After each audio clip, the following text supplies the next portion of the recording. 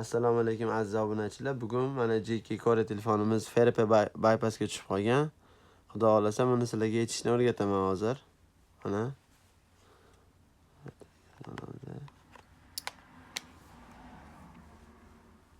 Mana Defeta Pro programmasi kerak bo'ladi bu uchun.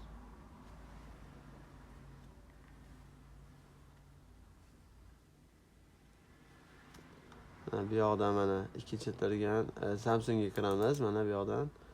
Keyin Reset FRPga kiramiz. Bosamiz.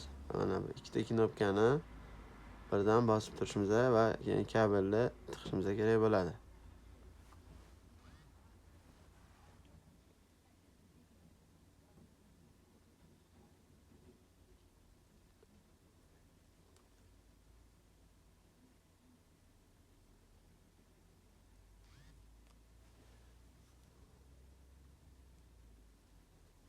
Hozir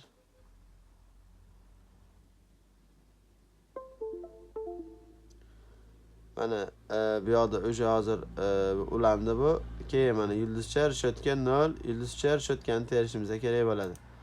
Hozir FRP bypass bo'ladi hozir bunda.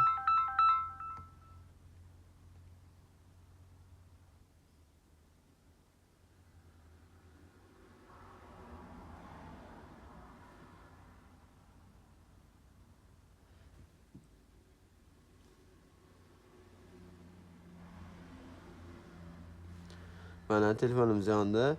Va bu yoqqa kiramiz. Mana yulduzcha решетка 0, yulduzcha решетка qilamiz. Mana bo'ldi.